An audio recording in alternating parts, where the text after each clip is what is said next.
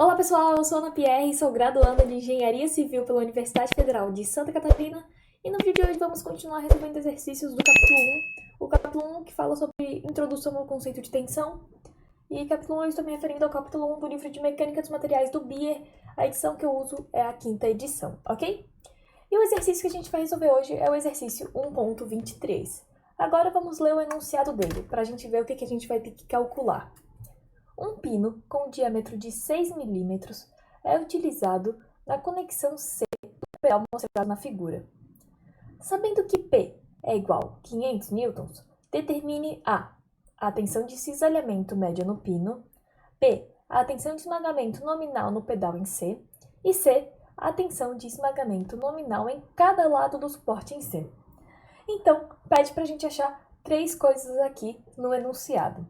A tensão de cisalhamento média do pino, pede para a gente também achar a tensão de esmagamento nominal no pedal e também a tensão de esmagamento em cada lado do suporte, né? Então, são essas 3 coisas que a gente tem que achar. Aqui a gente tem a nossa figura, né? Temos aqui tem uma barra AB, temos a força P, que foi dado no enunciado de 500 newtons, e temos aqui mais aproximado essa partezinha aqui, C, ok? Então, a primeira coisa que a gente vai ser fazer o diagrama de corpo livre desse equipamento. Daí a gente vai ter o seguinte, a gente vai ter o P, né, claro, vamos ter também a força da barra B, e também vamos ter, claro, a reação que o C ela faz em relação às outras forças, né, porque aqui é uma reação de apoio, ele é um apoio, né, então ele vai fazer reações de apoio, ok? E vai ser uma força diagonal, né, que a gente vai decompor em Y e em X. Então tá, a primeira coisa que a gente vai fazer vai ser calcular o RCY. E é bem tranquilo a gente calcular ele, né, porque a gente vai só utilizar o somatório das forças em Y, né, ou seja, o somatório das forças que tem componentes na vertical. E as únicas forças que têm componente na vertical é o P, e também temos o RCY, né, porque o FAB é na horizontal e o RCX também é na horizontal. Então, calculando aqui, a gente acha que o RCY é igual a 500 newtons, ok? Fechou? Bem, agora a gente vai calcular o RCX, que é a componente horizontal do RC, né, da reação em C. Daí, para isso, o que a gente vai fazer? A gente vai calcular o momento em B. A gente vai calcular o momento em B porque a gente teria um problema se a gente calculasse o somatório das forças em X. Se a gente calculasse o somatório das forças em X, a gente teria o FAB e teríamos o menos RCX, né? Isso seria bem ruim pra gente, porque a gente não sabe nenhuma dessas incógnitas. A gente teria duas incógnitas e a gente não conseguiria achar nenhuma delas. Então, por isso a gente vai calcular o momento em B.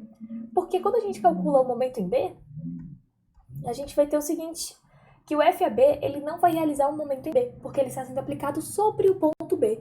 Isso faz com que ele não gere um momento B, gere um momento em B, beleza?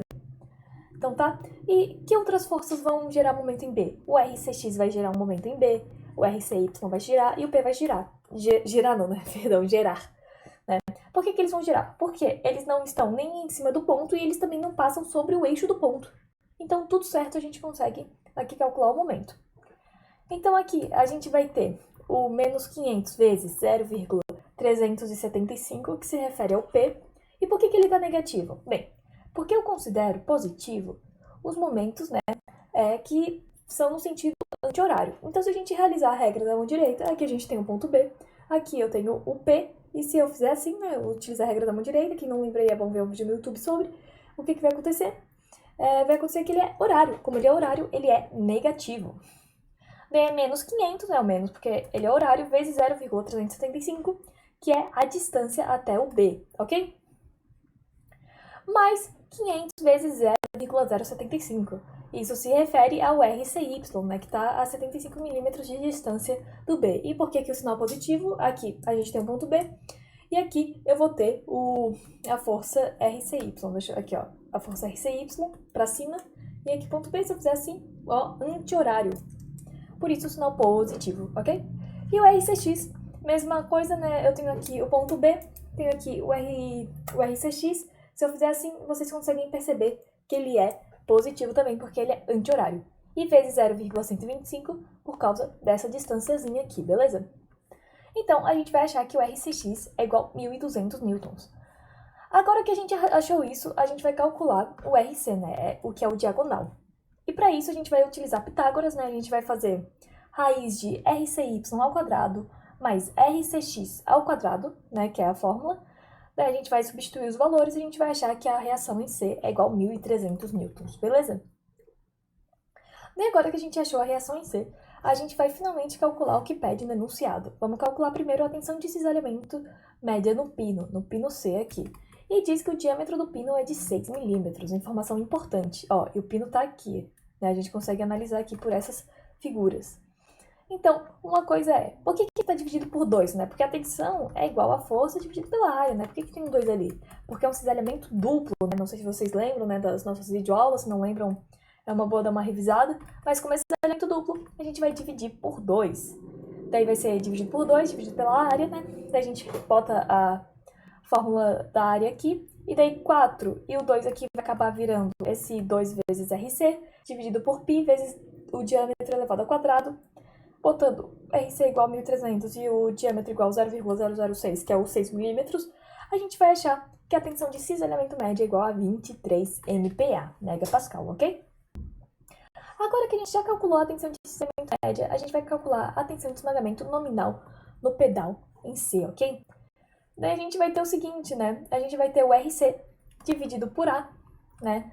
O RC, como a gente já calculou, é 1.300 dividido pelo diâmetro vezes a espessura.